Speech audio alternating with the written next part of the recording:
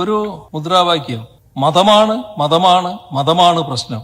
മതമല്ല മതമല്ല മതമല്ല പ്രശ്നം എന്നാ കേട്ടോ, ഞങ്ങൾക്ക് മതമാണ് മതമാണ് മതമാണ് പ്രശ്നം. അത് ഞങ്ങളുടെ ഐഡന്റിറ്റിയാണ്. മതമാണ് മതമാണ് മതമാണ് പ്രശ്നം എന്ന് ലീഗിന്റെ നേതൃനിരയിൽ തന്നെയുള്ള ഒരാൾ പറയുന്നതായിട്ടാണ് കേൾക്കുന്നത്. കേരളത്തിലെ വരുന്ന ഒരു മുദ്രാവാക്യമാണ്. ഇത്തരം ഒരു മുദ്രാവാക്യം ഇന്ത്യൻ മുസ്ലിം ലീഗിന്റെ പ്രമുഖരായ നേതാക്കൾ ആരും നേരത്തെ ഒരു കാലത്തും ഉയർത്തിയതായി കേട്ടില്ല. അങ്ങനെ ഒരു മുദ്രാവാക്യമേ ഇപ്പോ ബാഫി തങ്ങളോ സിരി സാഹിബോ CHO ഒന്നും ഉയർത്തിയ അനുഭവമില്ലാത്തതാണ്. ആ പ്രസംഗത്തിൽ നിരീശ്വരവാദമല്ല മതവിശ്വാസമാണ് പ്രധാനം എന്ന് സമർത്ഥിക്കാനാണ് കക്ഷി ശ്രമിച്ചത്, അദ്ദേഹം ശ്രമിച്ചത്. ഒന്ന് ഇടപെടുകയാണ്. ബഹുമാനായിട്ടുള്ള പ്രതിപക്ഷ ഉപനേതാവ് പറഞ്ഞത് വസ്തുതയല്ല. അതിന്റെ വീഡിയോ ഇന്ന് സാമൂഹിക മാധ്യമങ്ങളിൽ ലഭ്യമാണ്.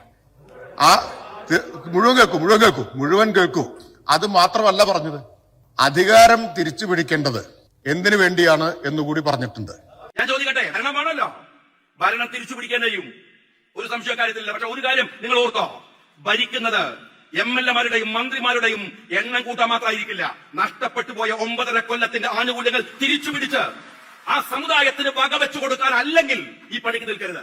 അപ്പൊ ബഹുമാനപ്പെട്ട മുഖ്യമന്ത്രി പറഞ്ഞത് ഇന്ന് സമൂഹത്തിൽ ലക്ഷക്കണക്കിന് ആളുകൾ കണ്ടു കഴിഞ്ഞൊരു വീഡിയോയാണ്. നിങ്ങൾ അസംബ്ലിയിൽ നിഷേധിച്ചത് കൊണ്ട് അത് യാഥാർത്ഥ്യമല്ലാതാവുന്നില്ല. കാരണം ഇതൊക്കെ തെളിവുകളായിട്ട് ഇപ്പോൾ പുറത്തു വന്ന കാര്യമാണ്.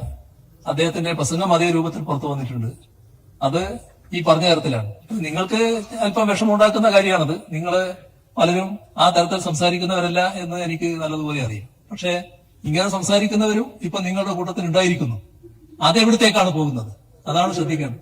ഞങ്ങൾ ഒരു കാലത്തും ഒരു വർഗീയതയോടും, അത് ഭൂരിപക്ഷമായാലും ന്യൂനപക്ഷമായാലും, ഒരു വർഗീയതയോടും വിട്ടുവീഴ്ചയില്ലാത്ത നിലപാടെ സ്വീകരിക്കും.